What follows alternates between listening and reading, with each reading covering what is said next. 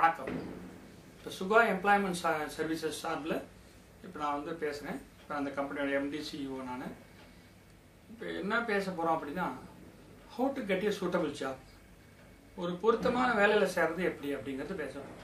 இந்த வேலை வாய்ப்பு அப்படிங்கிறது என்னென்னு பார்த்தீங்கன்னா, எல்லாருமே நம்ம படித்து முடித்த உடனே ஒரு நல்ல வேலைக்கு வரணும்னு ஆசைப்படுறோம். இதுதான் முதல் ஸ்டெப்.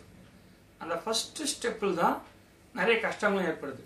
சில பேருக்கு வந்து கேம்பஸ் ரெக்ரூட்மெண்ட்டில் படித்து முடித்தவொடனே பெரிய வேலை கிடச்சிருது. அது ரொம்ப கம்மி பேர் தான் கிடைக்குது. ஒரு காலேஜில் எடுத்துட்டிங்கன்னா 1000 பேர் முடிச்சு வெளியில் வந்தாங்களா 100 பேரோ 200 பேரோ தான் இந்த மாதிரி கேம்பஸ் ரெக்ரூட்மெண்ட்டில் செலக்ட் ஆகி உள்ளே போயிடுறாங்க. மீதி பேர் நிறைய பேர் வந்து நான் சொன்ன மாதிரி 1000ல் 100 200 போச்சுன்னா ஒரு 800 பேர் 700-800 பேர் வந்து அந்த கேம்பஸ் ரெக்ரூட்மெண்ட் செலக்ட் ஆகாமல் தான் வெளியில் வராங்க.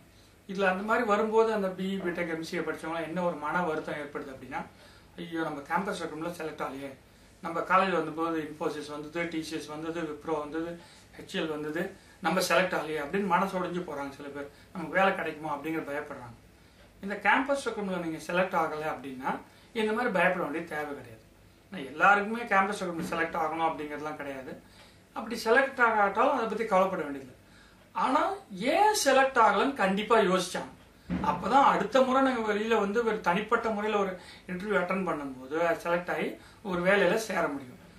அது என்னென்ன பண்ணணும் அப்படிங்கிறது தான் இப்போ how to get a suitable job. ஏன்னா செலக்ட் ஆகி இப்போ 100 பேர் 200 பேரை பற்றி நம்ம கவலை இல்லை. செலக்ட் ஆகாத 800 பேரை பற்றி தான் இப்போ நமக்கு கவலை. 1000ல் அந்த 800 பேருக்கு எப்படி வழிமுறை சொல்கிறது அப்படிங்கிறது தான் ஒன்று ஒன்றா சொல்கிறோம். நாங்கள் எங்கள் சுகா எம்ப்ளாய்மெண்ட் சர்வீஸில் இதான் ஒரு மாபெரும் பணியாகவே எடுத்து செஞ்சுட்டு இருக்கோம்.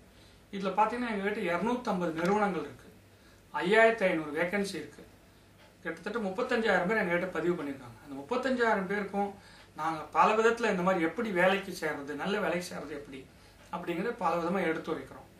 அதில் வந்து இப்போ நான் என்ன பண்ணுறேன் அப்படின்னா, எல்லா நாளும் எனக்கு 10லேருந்து 6 வரைக்கும் ஆஃபீஸ் அலுவலக வேலை ரொம்ப பலுவாக இருக்கிறதுனால மோஸ்ட்லி சாயந்தரத்தில் 6லேருந்து 9 மணி வரைக்கும் இந்த மாதிரி வேலையை தேடுபவர்கள் என்னை தேடி வர சொல்கிறேன். ஜாப் சீக்கர்ஸ் என்ன சொல்கிறேன்னா, காலையில் 10லேருந்து 6 நீங்கள் வந்து எங்கள் ஆஃபீஸ்க்கு வாங்க.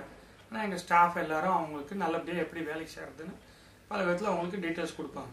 ஆனால் என்ன சந்திக்க விரும்பினால் ஈவினிங் ஒரு 6லேருந்து 9க்குள்ளே வாங்க. அந்த நேரம் எனக்கு கொஞ்சம் ஃப்ரீயாக இருக்கும். அப்போ நான் என்ன பண்ணுவேன், உங்களோட கலந்து ஆலோசித்து உங்களை எப்படி ஒரு சரியான வேலையில் சேர முடியும் அப்படிங்கிறது எடுத்து வைப்பேன். இப்போ என்ன, இது வரைக்கும் ஒரு 3000-4000 கேண்டிடேட் நானே இன்டர்வியூ பண்ணியிருக்கேன். ஒரு 30 காலேஜுக்கு மேலே கெஸ்ட் லெக்சர் போயிருக்கேன்.